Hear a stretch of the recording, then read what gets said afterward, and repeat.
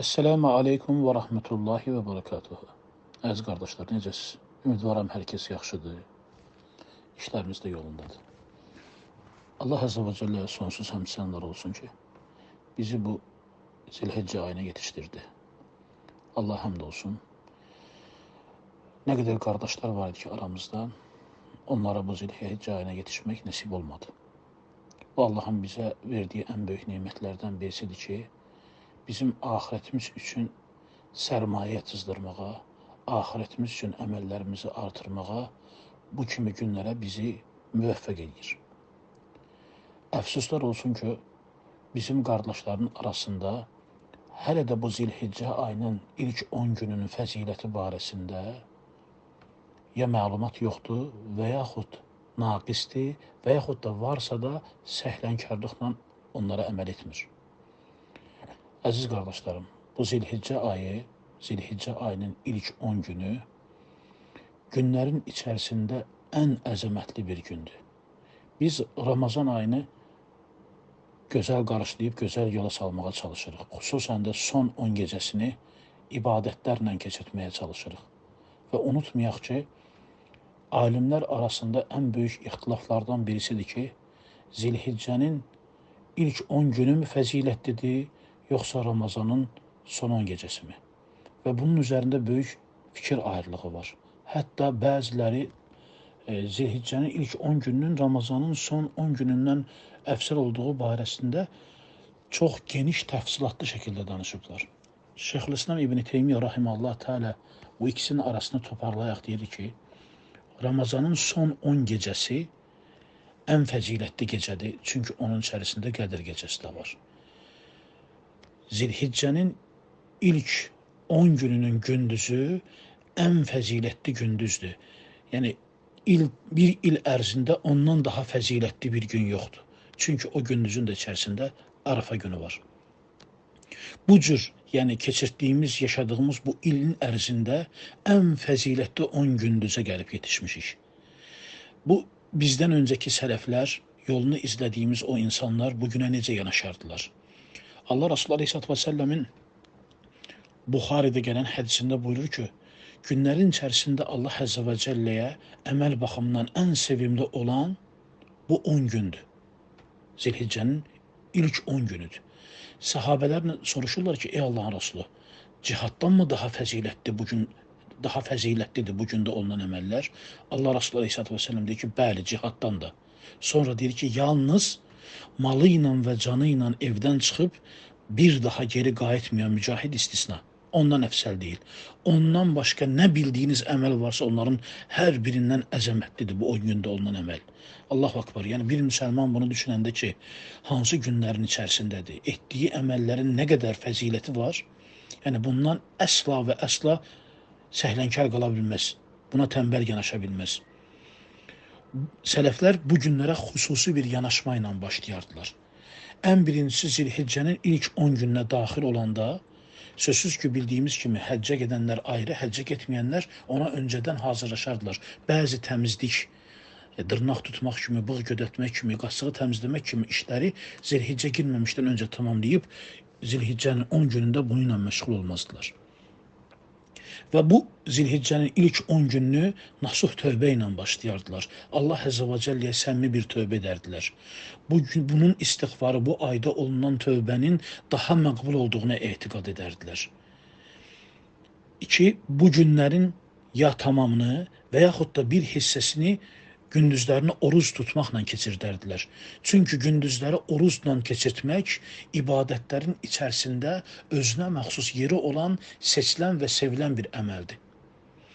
Və gündüzləri Allahın o buyurduğu o 10 gündə ki, orucun savabı yalnız mənə məxsusdur, özüm verəcəm, onu dəyərləndirərdilər bu ilk 10 gündə.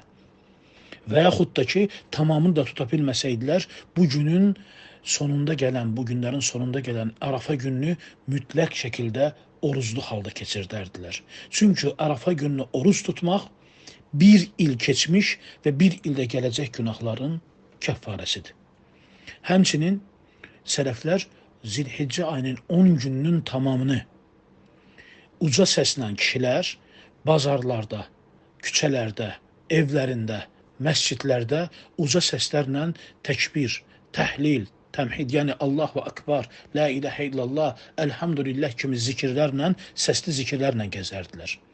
Necə ki, Abdullah ibn Ömər radiyallahu anhu İmam Əhməddən gələn rəvayətdə Həcc surəsinin 28-ci ayəsində bunun ayənin təfsirini buna yazmışdır.